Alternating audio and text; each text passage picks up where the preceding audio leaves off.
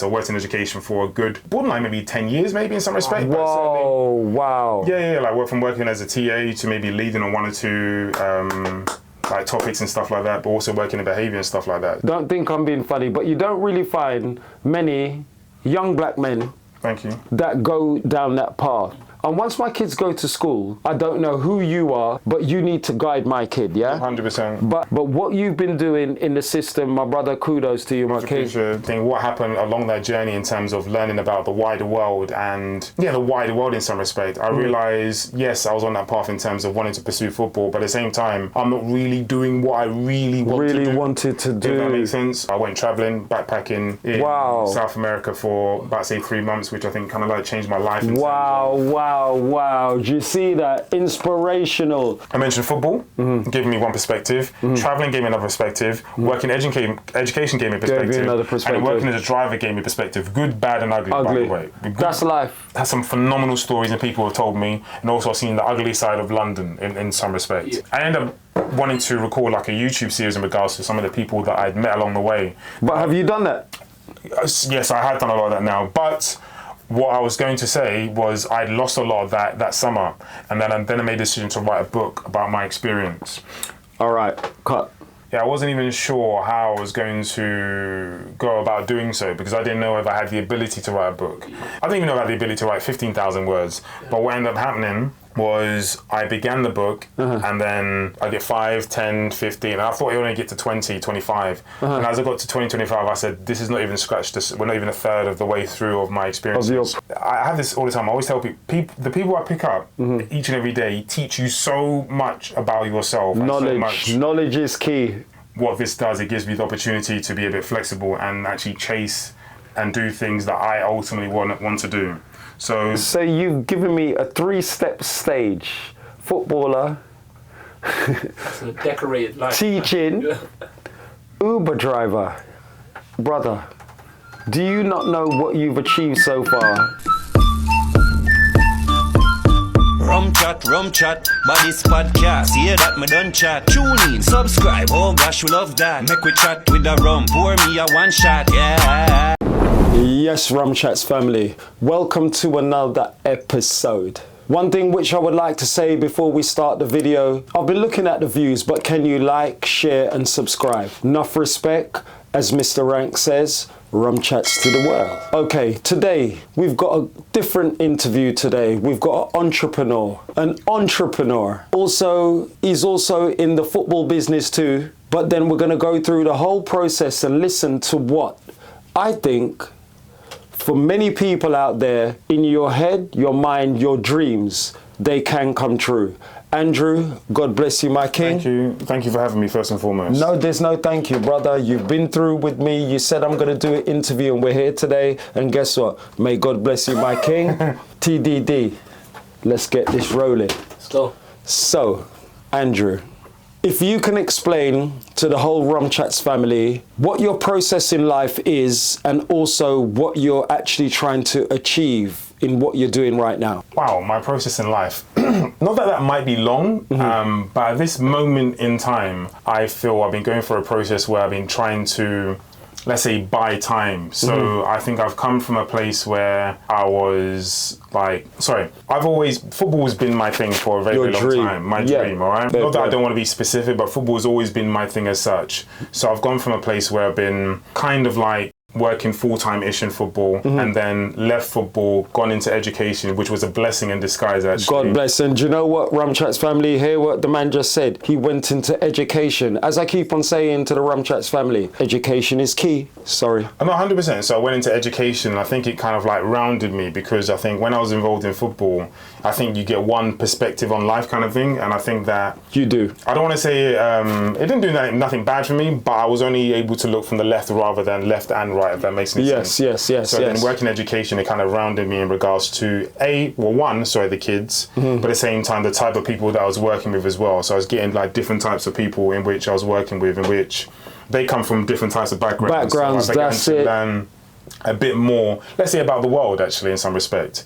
And then obviously I kind of like went back into football and so my process, I don't want to say it's difficult to discuss my process because I don't want to go all the way back to the very beginning as such. But I think you should. Yeah, take it. Cool. So like, I would say that again, football has always been my thing. That's been my thing from the very beginning. And often I have this conversation with friends and family in regards to what do they want to do, and some people don't know. And I think what I've learned over a period of time that there is, in some respect, nothing wrong with not knowing what you want to do. And I think sometimes there isn't. Sometimes it can take time for you to understand, obviously, who you are in some respect. And I think it can take time to understand, obviously, who you are in some respect. Okay. So I think, like, within my journey, I think I've been involved in football because I've known that's been my thing. That's your thing. And then I've kind of, like, come out of football and gone into education.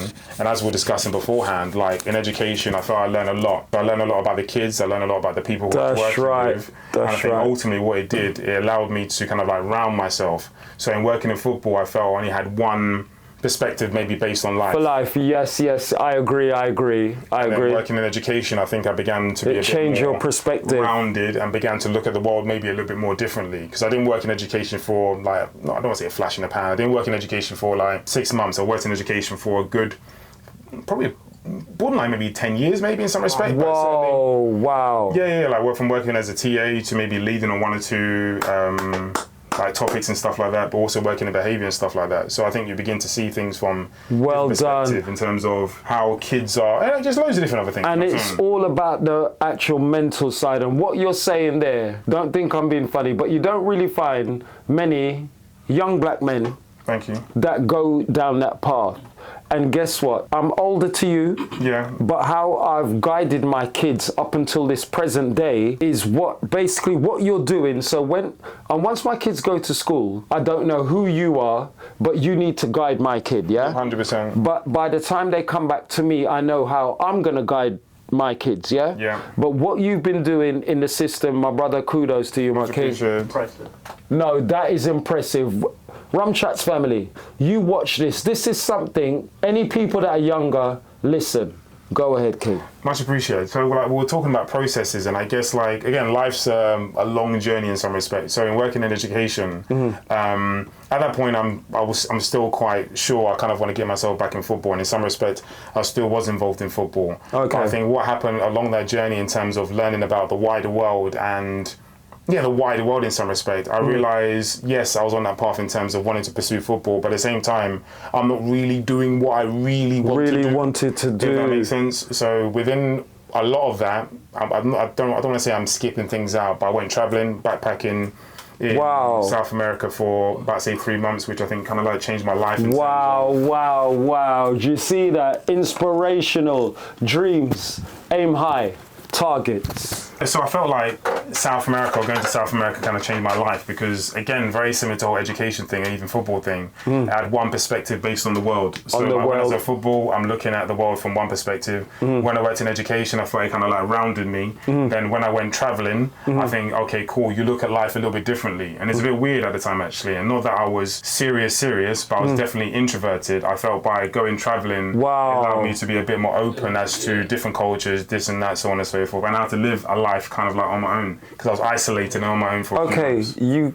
thought do you class yourself as an introverted person? Not now, maybe in nature, but because I guess over a period of time, because that was now 2012, so over a period of time, fair play, etc. That's what traveling does. It opens. 100%. It basically opens you up. Yeah. 100%. So I would say, so that's 2012, and I come back and then continued working in education for a period of time, and then did I find myself back in football? No, I didn't find myself back in football, but like, I guess I'm saying all those things as to, yes, I had an idea in terms of where I want to go, but I think in all this process in terms of traveling in 2012, actually went again to travel again in 2017, you kind of find within yourself that actually you might not be doing what you necessarily want to do. Yes, that's it. Yeah, and then again, your question to begin with was about processes, and then I found myself being an Uber driver because I felt actually what this does, it gives me the opportunity to be a bit flexible and actually chase and do things that I ultimately want to do.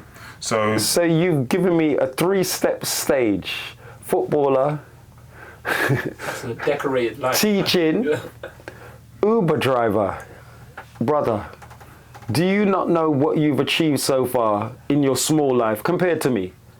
It's funny it's funny you say that. I mean, we can all do the comparisons thing. I think as people, I think we do that quite often. We compare and contrast as to whether one person's had a better life than the other. That's right. Because actually, very recently, I've been talking about this with friends actually, because I'm 39, turning 40 soon. I think when you get to that sort of age, even 30, 25, etc., you begin to compare and contrast yourself to other people and what other people have achieved. That's right. You know what I mean? So, but listen, you should never do that. You know your part within your mind, yeah? yes. You do that. Just focus. Yeah. And what you've achieved so far, from what you're telling me, I'll give you 10-10, my king. And sorry, there's quite a lot to unpack actually, because I've spoken about traveling twice, lived in Barcelona for a period of time, within all of that as well. And the question was about processes, and the reason why I mentioned Uber driver, although that's what I'm currently doing, is because I learned to understand that you need to learn to prioritize some of the things that you've got going on. So for me, on my day-to-day, in terms of what I want to achieve in terms of doing the football stuff, etc., I need to make sure, like within my yearly, quarterly, monthly goals, or even weekly goals, I'm actually getting those things done. And I feel by being a driver and the ability to turn the app on and off, it gives me the opportunity to get my things done. That's right. First. And again, that was a great word you used. Yes. Control. So control of That's right. destiny in some respect. And of course, you need to go out there and make money and pay bills. But having the flexibility to turn the app on and off, it gives me the opportunity to actually I'm going to prioritize. Love that. This first. Love this that. second, Love third, that. Love that. And then I'm going to get to work. And then of course, I can start work at 1, 2 p.m. and then work through. So I can still get everything done. And can I be honest? It's very, very, very, very, very difficult. But ultimately, for myself, this might not be for everybody. No, it works. It works. Yeah. But not everybody. I can understand. Yeah, very difficult, man. Very, very difficult. And I was talking to you outside when I saw you a couple of weeks ago about, I think, the concept of time, and we probably didn't even get into that conversation. Yeah, the concept of time. We probably didn't get into that conversation like deeply. But how I learned about it was when I moved to Barcelona. I do apologize for anyone who's struggling to keep up with the chronological order of my what story. You say. Don't worry, Rum Chatz family, they can adapt. But when I moved to Barcelona, I wanted to leave the country. So when I moved to Barcelona, I was a driver at the time, so I was still an Uber driver. My thought was, cool, what I'm going to do, I'm going to leave. I'm going to...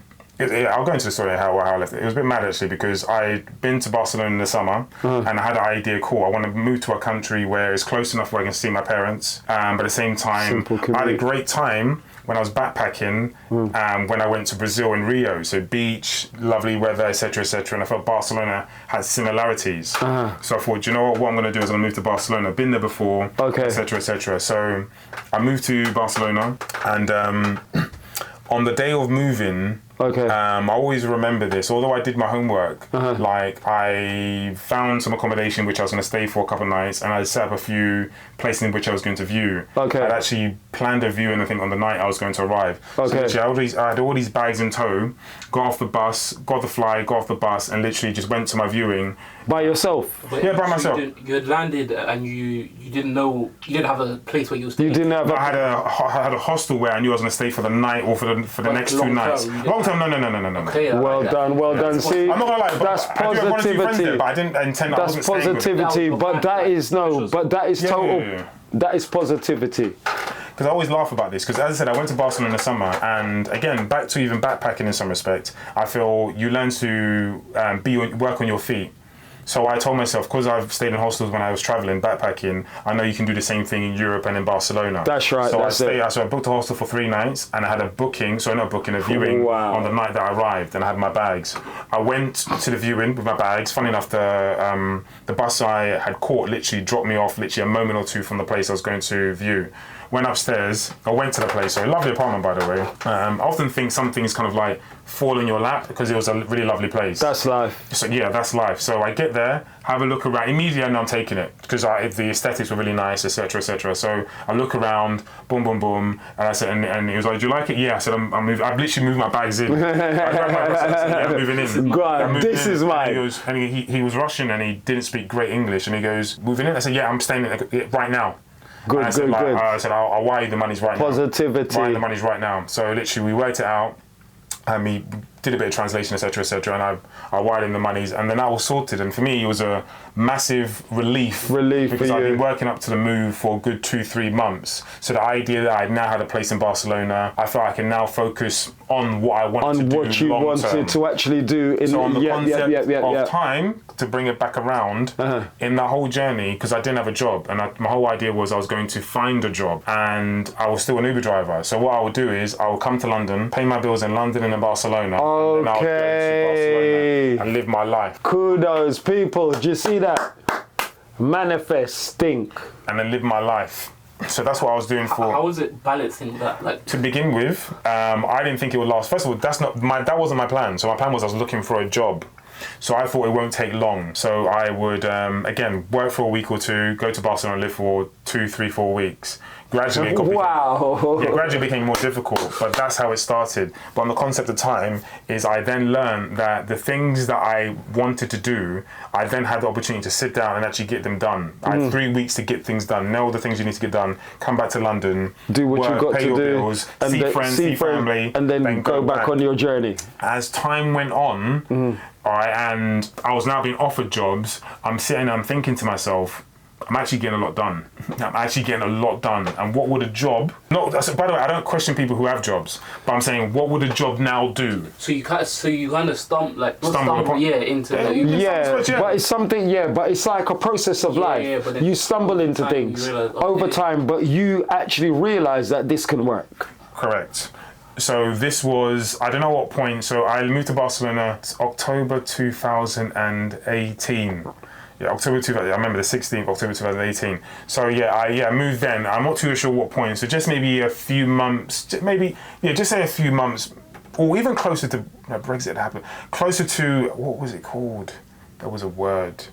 Because this now became my thing. A lot of people ask me, when are you getting a job, Andrew? Because the sooner I got a job, would then give me stay in Barcelona. So I always had that balancing act. If I got a job, then I would then lose the freedom. I then have stay. So I always had that problem and conundrum. So ultimately, obviously, I decided at some given point that I wasn't going to get a job because I was beginning to enjoy my freedoms in terms of getting things done. And I don't want to, I felt I've lost myself in some respect.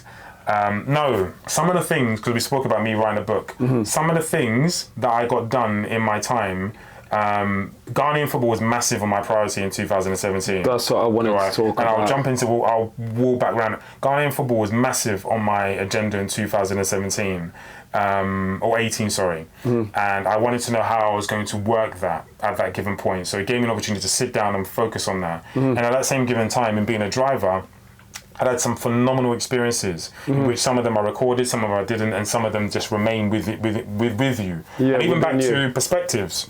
I mentioned football, gave me one perspective. Traveling gave me another perspective. Working education gave me a perspective. And working as a driver gave me a perspective. Good, bad, and ugly. By the way. That's life. Good, bad, and ugly. That's life. Met some phenomenal people. Had some phenomenal stories and people have told me, and also I've seen the ugly side of London in some respect.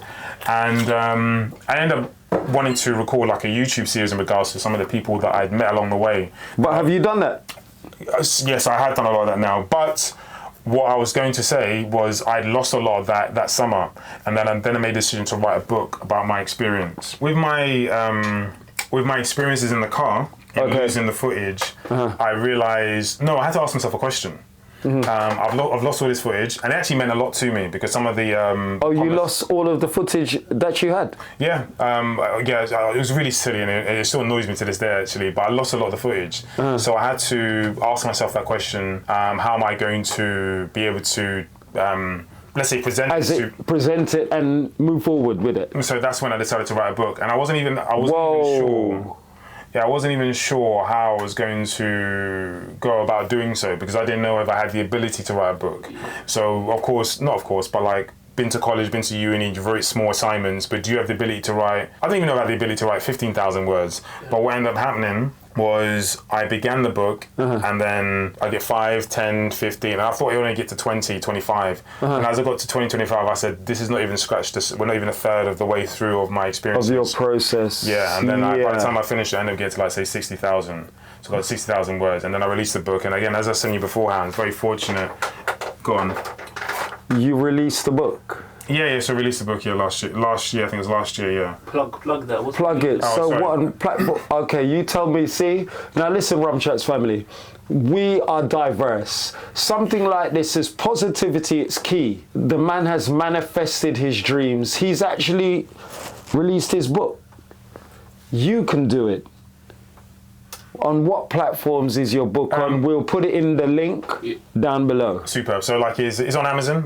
Definitely you can buy on ebook. Again via iTunes or iBook, sorry. And again, I think you can buy on Kindle as well. I'm sure it's available on other platforms as well, but they're the ones that I certainly record. Those are your, okay then. Yeah. Do you know what? That to me is inspirational. Seems like the background that we're trying to go through right now, you've done it and you're just moving on. So the name of the book is Hi Andrew, My Journey, The Tales and Journey of a Ride-Hailing App Driver. Yeah, so that's, so then the reason, so I think I mentioned the book because we were talking about time, weren't we? So I realised, again, things I can do with my time. So I was talking about, obviously, Ghanaian football was high my priority. And then, obviously, in losing a lot of my content, then the book was actually in the foreground, actually. And then gradually, as you begin writing, you start recalling things. Okay. And some of the key learnings, I have this all the time. I always tell people, the people I pick up each and every day teach you so much about yourself. Knowledge is key every day. So we spoke about time, and again, I mentioned don't be afraid to ask a question or two because I will forget one or two things. Like I never had a great relationship with my dad, or I like to believe it's a lot better now anyway. And he was a black cab driver, and in his story. In his story, I felt my recollection of his story, there's a lot of holes. Thank you. There's a lot of holes, and I didn't understand where and why. And what I found was, in the people I was picking up every single day, they were telling me so much about their story that I began thinking, I know more about your story than knowing what the. Yep. And then that makes sense. And then you start sitting there and you're thinking, there's a serious problem because this is my problem, but I also think there's other people who might have who's got problems out there, but they don't. But they don't want to indulge it. They hide it back. And sometimes people don't do it until it's too late. Want to know more about their parents' story. So how the book unfolds, because I've told you about my traveling stories and all that type of stuff, is like a driver, you get a profile of the driver before they arrive. I thought, you know what, let me provide you with information in terms of who I am. I never knew these things would come to fruition. When I went traveling, both in 2012 and in 2017, I used to write journals. I used to just send them to my friends for a joke and for a laugh. And we used to laugh. Every day? Kind of every week or every, and we used to laugh and joke. So I brought those stories more to life, or made them a bit more readable, if that makes sense, legible, sorry. So I put those stories in the very beginning, in part of the beginning of my story, and how I was in education and why I chose to leave education to then become a driver. And then lead them through the story in terms of my journey, in terms of the type of people I've met, and the different type of, let's say, situations or topics that may occur during your process. 100%. How long basically did you do that for though? 1 year, 2 years? The book? Yeah. The process of the process of you doing it. How long did it actually take you? The whole process. How long did that take you? I'm going to say, so I started probably late 2018, and the book came out in 2020. What's it? No. Pandemic was when? 2020. 2020. Yeah. Yeah. So the book. It took me a while. So I think. I'm going to say back end of 2022, but I said by 23, it came out January 23. So it's 3 years? Yeah, about to say 2 years to write the book. That's a process. That's a process. Your main focus, all the No. No, you were just going about your everyday journey. Correct. Yes. But it became part of my priority. And the reason why I say that, because it became my priority because what I realised is I didn't know my dad's story. I mean, I've got a good relationship with my mum, but I didn't have a great relationship with my dad. Similar to me, and brother. I needed to find out more. So people would tell me stories over and over again. So you would think about, is this true? Is that not true? Correct. That was me. I'd be hearing stories. So I remember one week in particular where like 3-4 people were telling me stories about whether it's the Holocaust or about the war and some of the things that they had been through. I remember one woman in particular telling me that she left the UK when she was a child, went to India, grew up there whilst the war was going on, and then came back to the UK. Came back to the UK, and her parents were told or given a promise that the UK would be paved in gold, but obviously it wasn't, just been for a war. No. And then went on to tell more stories of how her and her husband, or now husband, had now lived in several different countries, Dubai, like Colombia, this, that, and the third, and they've lived quite a life, and they're trying to work out what they want to do now. At this point, they're in their 70s and stuff like that. So those type of conversations kind of like make you think, what do I or don't I know about my dad? So I began to ask questions about my dad, really, which were quite poignant, really, because it's really it's mad actually, because my dad's terminal at the moment. So like he's terminal at the moment, and I guess within that process, like I had to understand. What did I have to understand? Sorry, I don't want to stop. Go on. Okay, I'm just going to ask you one personal question. Go on. Have you approached your father and asked him these personal questions? I have, but so I feel I know so much more. And the reason being I know so much more is because I had to ask certain questions, and it might have been uncomfortable. They were uncomfortable. I mean, a lot of it's in the book, and it's funny because when I'm recounting the book, sometimes we need to purchase this book, Rum Chatz family. Is my dad? What I didn't know at the time was, so in Ghana, when I was with him here, he'd always talk about how he was a banker once upon a time, but from being a banker to being a black cabbie, which is cool, where and how did that happen? How did it happen? But I never knew all these things. So what I didn't know, the long and short of it is that he was in Ghana, a banker, very successful. I didn't know at the time. And he told me stories about how he used to fly, like he would live in Scotland for a period of time, but go back to Ghana, and then go back to Ghana, etc., etc. And then obviously there was a coup in Ghana, in which he then had to leave. That's right. Yeah. That back in the days there was true talk. So he had to leave. And he had a family, so I'm the eldest of what would be his second set of kids.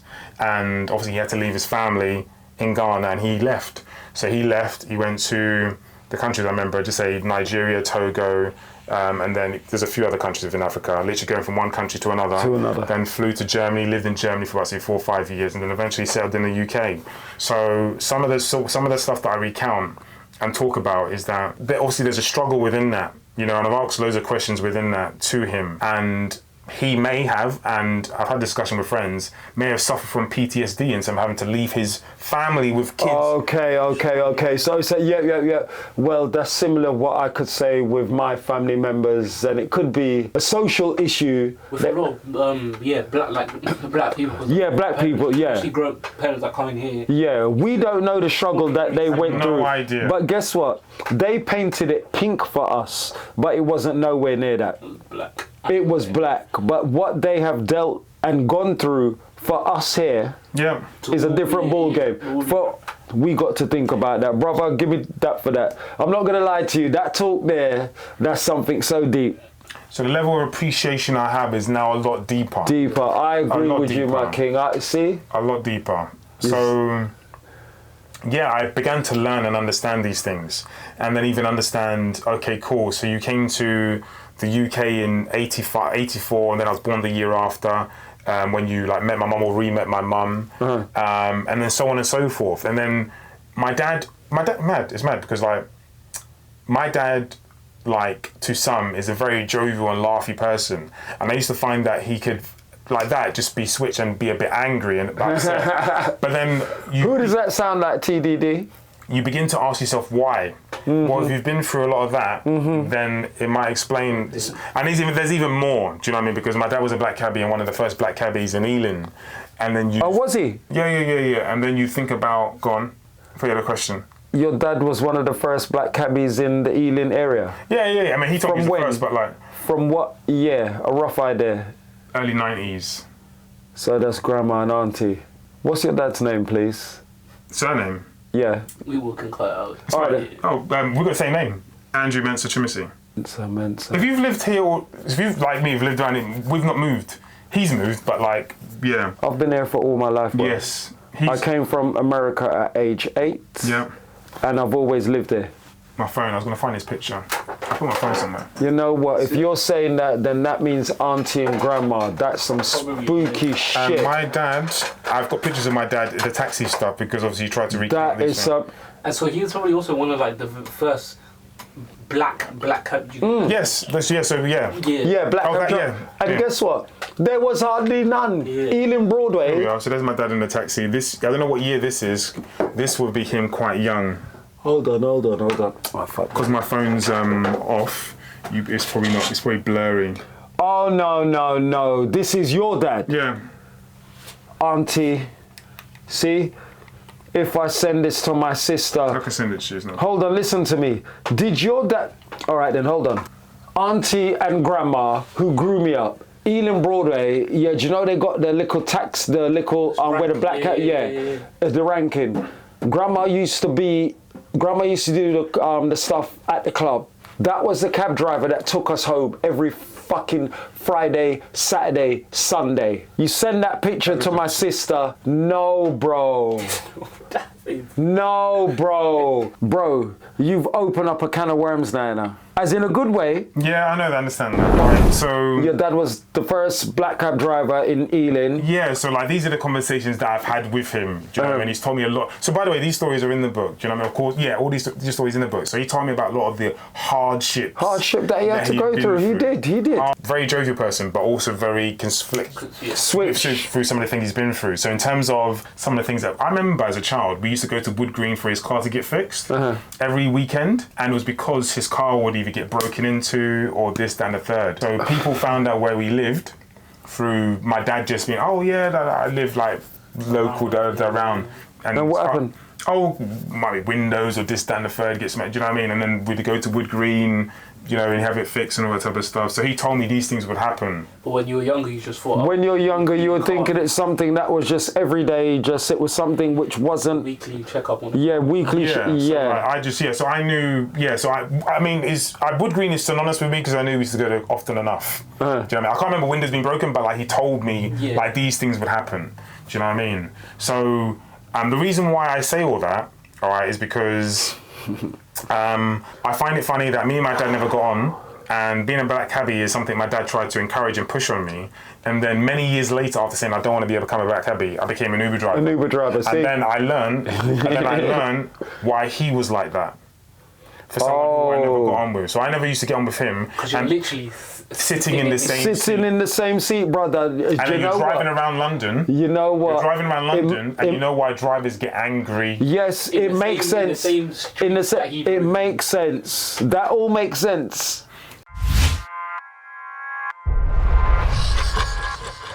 Rum Chatz.